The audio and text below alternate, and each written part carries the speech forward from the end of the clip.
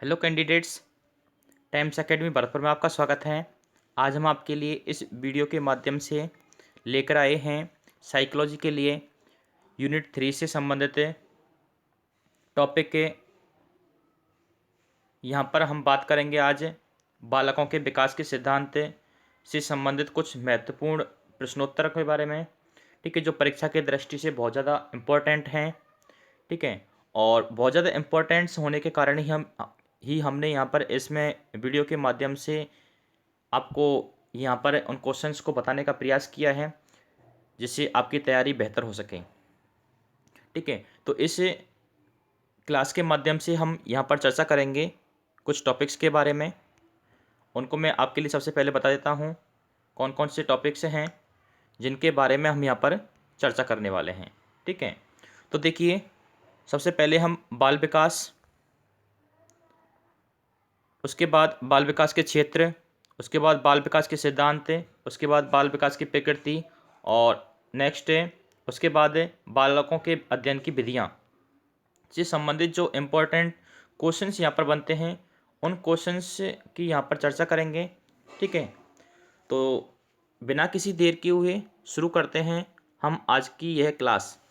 देखिए, question number 1, बाल विकास की परिभाषा का अध्ययन क्षेत्र है जो ऑप्शन ए मानवीय सामर्थ्यों में परिवर्तन का परीक्षण करता है, ऑप्शन बी जीवन अवधि के दौरान व्यवहार की व्याख्या ढूंढेगा, ऑप्शन सी बच्चों की वयस्क तथा वरिष्ठ नागरिकों के साथ तुलना करेगा, ऑप्शन डी किसी बच्चे के संज्ञानात्मक सामाजिक तथा दूसरे सामर्थ्यों के क्रमिक विकास के लिए उत्तरदायी होगा।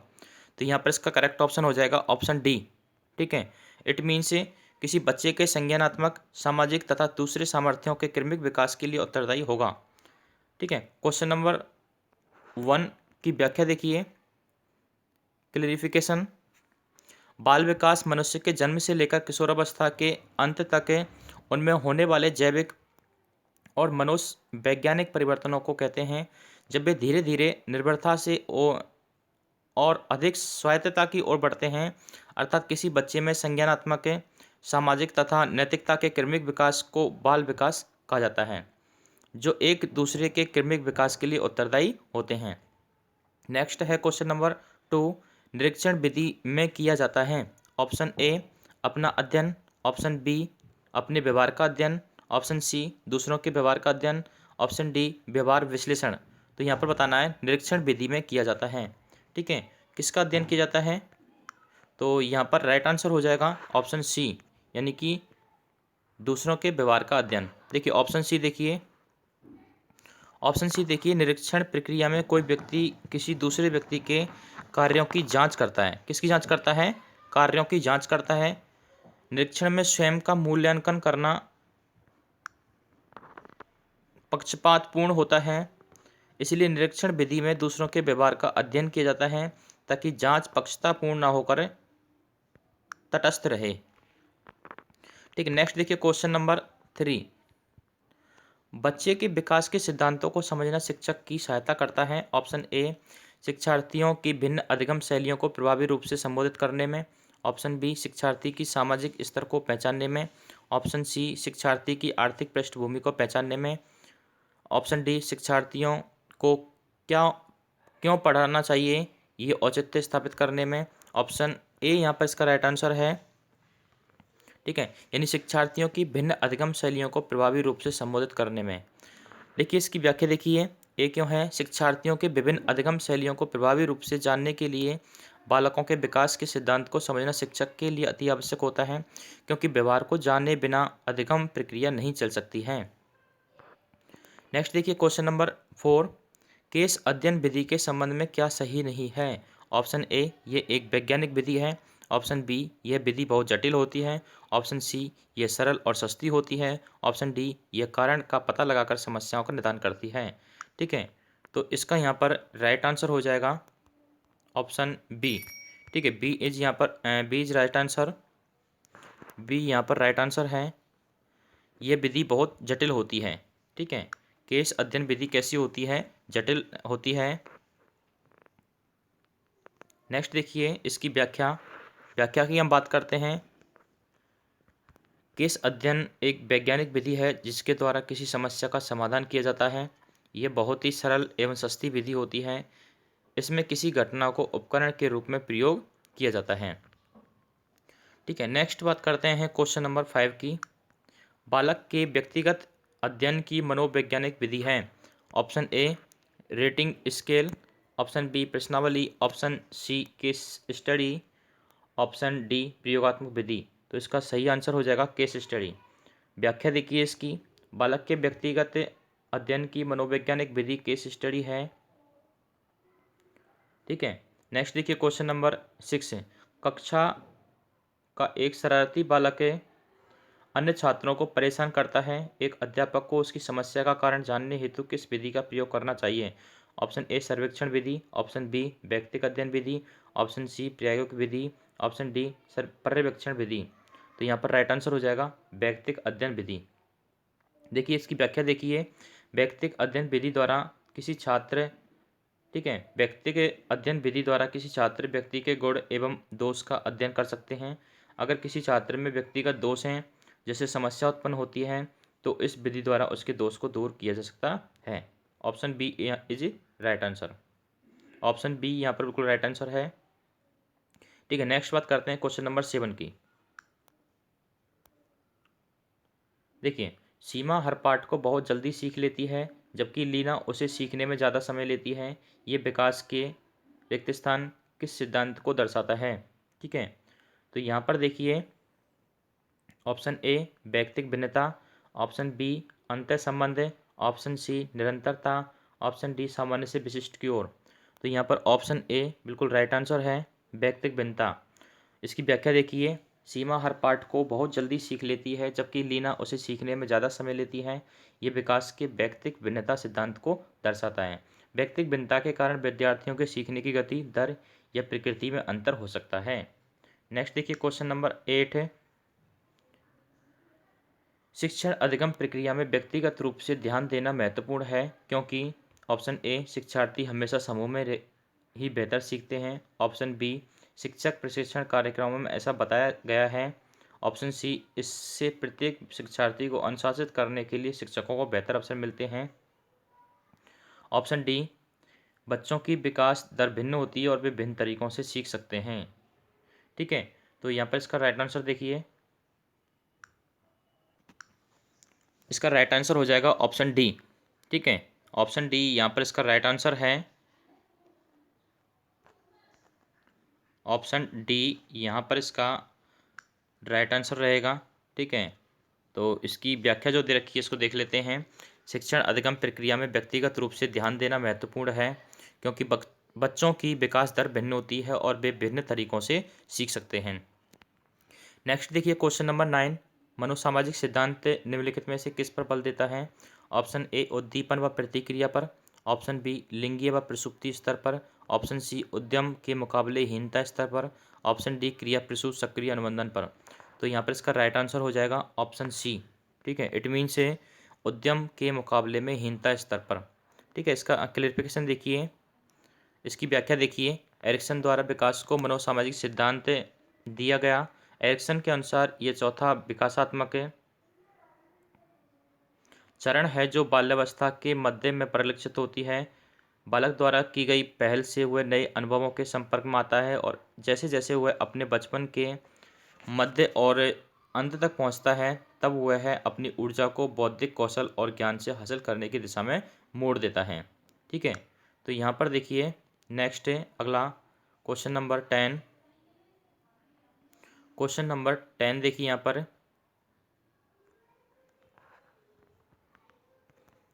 मानव विकास कुछ विशेष सिद्धांतों पर आधारित है। निम्नलिखित में से कौन सा मानव विकास का सिद्धांत नहीं है? ऑप्शन ए सामान्य से विशिष्ट, ऑप्शन बी प्रतिवर्ती, ऑप्शन सी निरंतरता, ऑप्शन डी आनुक्रमिकता। तो यहाँ पर राइट आंसर हो जाएगा ऑप्शन बी प्रतिवर्ती। देखिए इसकी व्याख्या देख लेते हैं। ऑप्शन बी यहाँ पर क्यों है, देखिए ऑप्शन बी की यहाँ पर व्याख्या देखिए। प्रतिवर्ती मानव विकास का सिद्धांत नहीं है। प्रतिवर्ती शब्द का आशय है पुनः प्रारंभ करना, और मानव विकास एक बार परिपक्वता प्राप्त करने पर पुनः नहीं प्रारंभ होता है। ऑप्शन यहाँ पर बी सही है। ठीक है, नेक्स्ट देखिए क्वेश्चन नंबर 11। प्रत्येक शिक्षार्थी स्वयं में विशिष्ट है। इसका अर्थ है कि ऑप्शन ए सभी शिक्षार्थियों के लिए एक समान पाठ्यचर्या संभव नहीं है। ऑप्शन बी एक विषम रूपी कक्षा में शिक्षार्थियों की क्षमताओं को विकसित करना असंभव है। ऑप्शन सी कोई भी दो शिक्षार्थी अपनी योग्यताओं, रुचियों और प्रतिभाओं में एक समान नहीं होते हैं।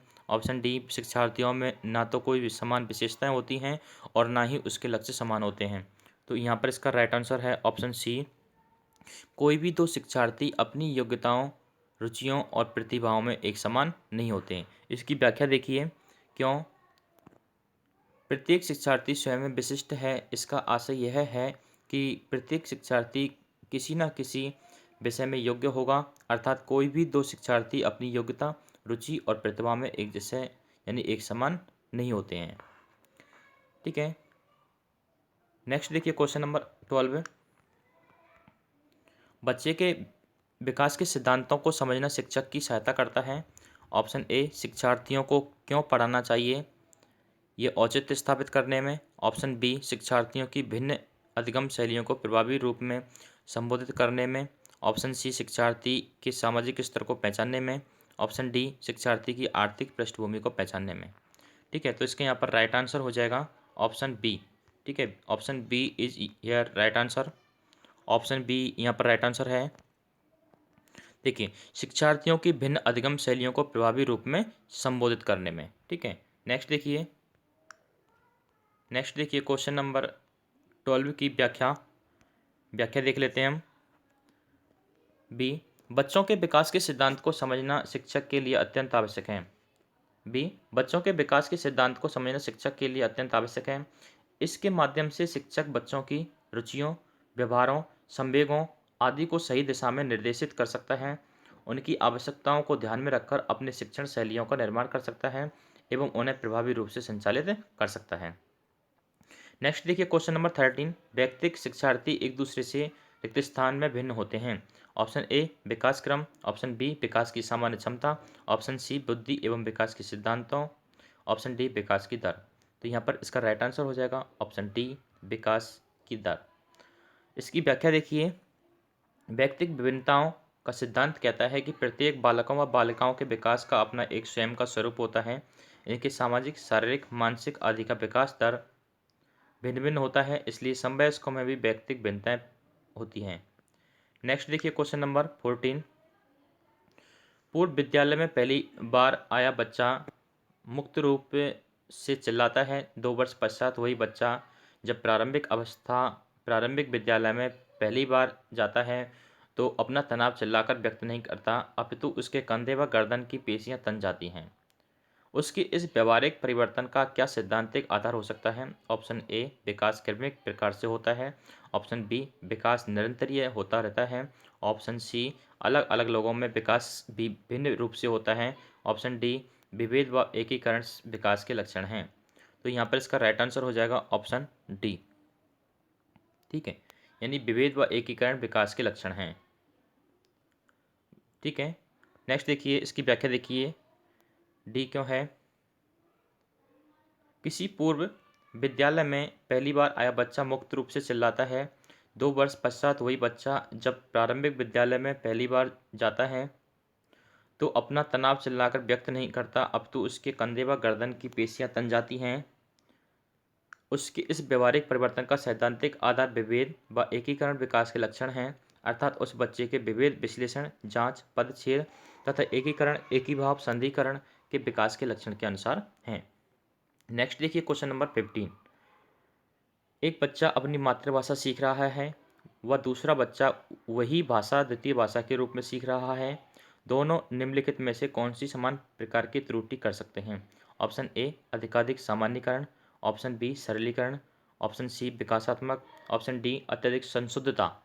तो यहाँ पर इसका राइट आंसर हो जाएगा ऑप्शन सी विकासात्मक। इसकी व्याख्या देखिए, ऑप्शन सी क्यों है। एक बच्चा अपनी मातृभाषा सीख रहा है व दूसरा बच्चा वही भाषा द्वितीय भाषा के रूप में सीख रहा है, तो दोनों के बीच से विकासात्मक उन्नतिशील की समान प्रकार से त्रुटि हो सकती है। नेक्स्ट देखिए क्वेश्चन नंबर 16। इनमें से कौन सा बाल विकास का एक सिद्धांत है। नेक्स्ट देखिए क्वेश्चन नंबर 16। इनमें से कौन सा बाल विकास का एक सिद्धांत है।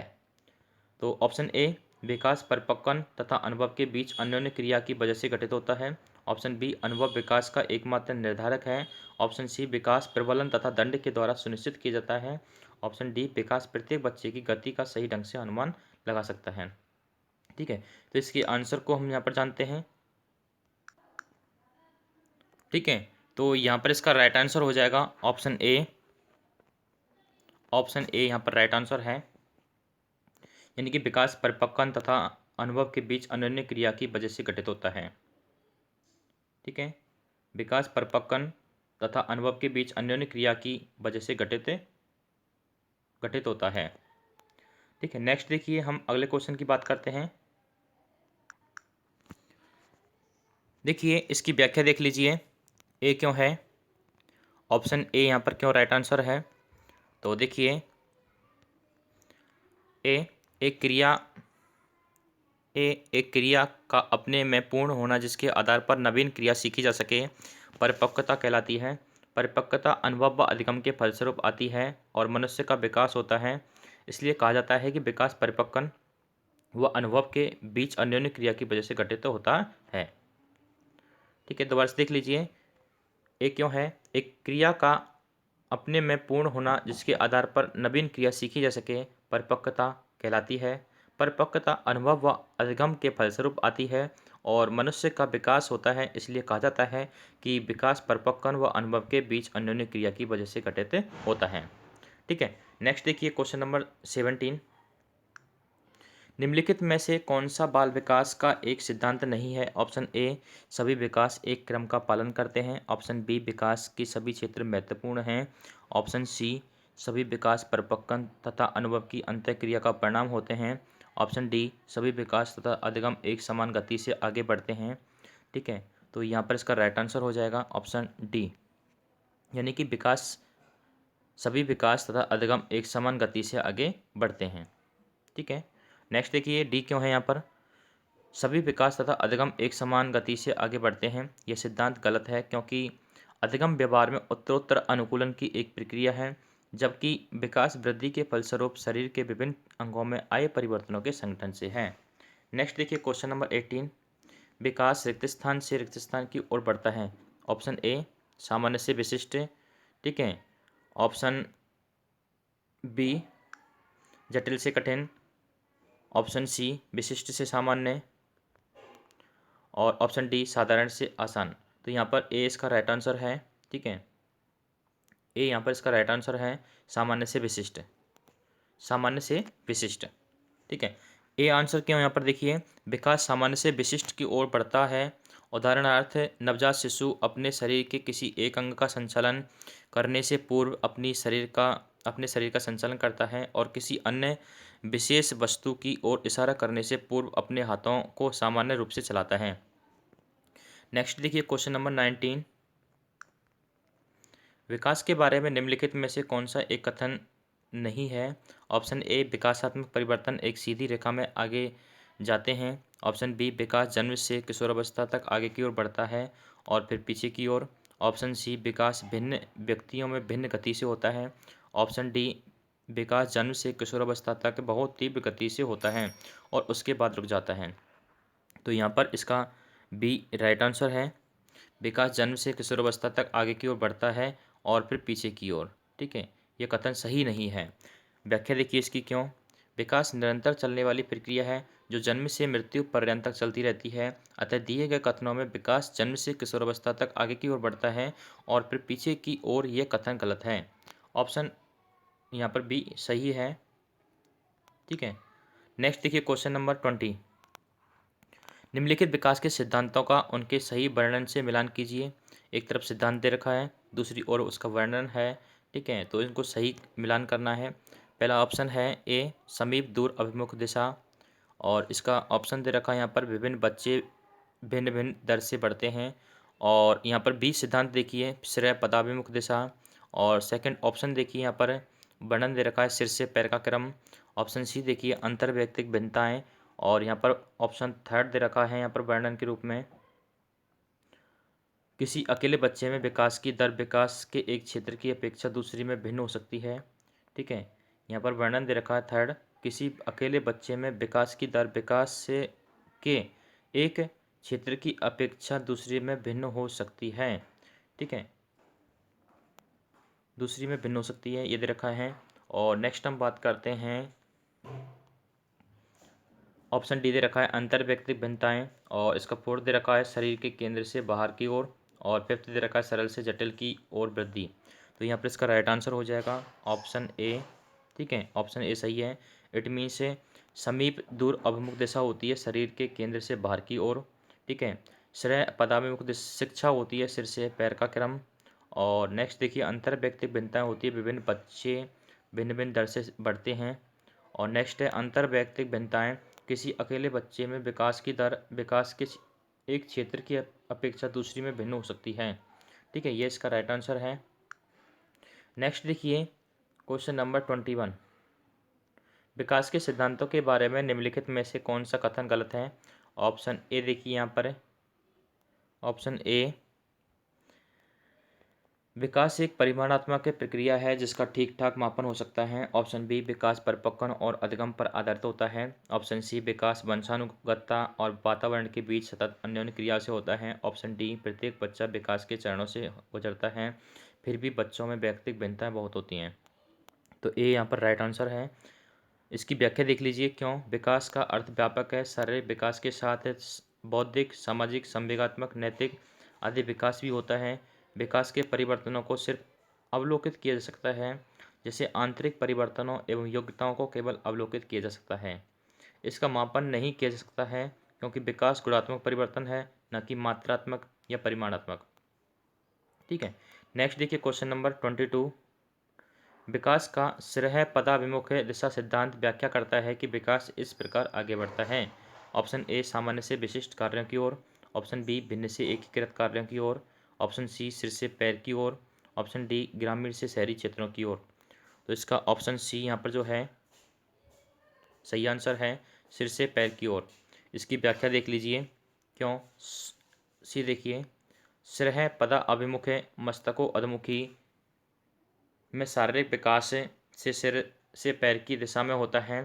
प्रयोगात्मक अध्ययनों के आधार पर दिखाया गया है कि प्रसूति काल तथा जन्म के बाद के समय में बच्चों का शारीरिक विकास तथा मानसिक विकास दो प्रकार के नियमों से निर्देशित होता है, मस्तको अधमुखी नियम तथा निकट दूर नियम।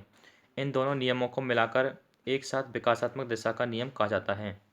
ठीक है, नेक्स्ट देखिए क्वेश्चन नंबर अगला 23, अपने आप को प्रेम करने की प्रवृत्ति को क्या कहते हैं।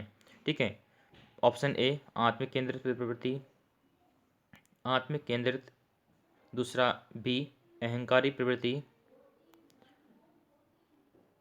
और नेक्स्ट सी, नार्सिसिज्म की प्रवृत्ति। ऑप्शन डी, हिप्नोटिज्म की प्रवृत्ति।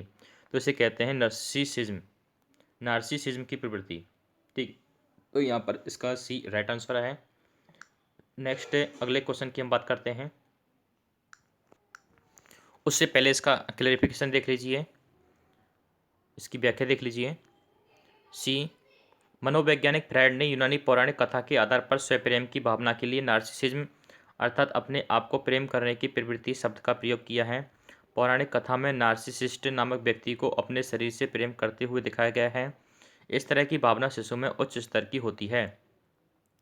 नेक्स्ट देखिए क्वेश्चन नंबर 24, मनोलैंगिक विकास में सुप्तावस्था का वर्ष अंतराल संबंधित है। ऑप्शन ए, 2 से 5 वर्षों का। ऑप्शन बी, 6 से यौवन तक। ऑप्शन डी, 20 से 22 वर्षों का। ठीक है, और नेक्स्ट यहाँ पर देखिए राइट आंसर इसका हो जाएगा ऑप्शन बी, 6 से यौवन तक, 6 से यौवन तक। इसकी व्याख्या देखिए, बी क्यों है, मनोलैंगिक विकास का सिद्धांत सिगमंड फ्रायड के द्वारा दिया गया। इस विकास के सिद्धांत के अनुसार सुप्तावस्था का वर्ष अंतराल 6 वर्ष से किशोरावस्था यौवन तक है। ठीक है, नेक्स्ट देखिए यहाँ पर क्वेश्चन नंबर 25,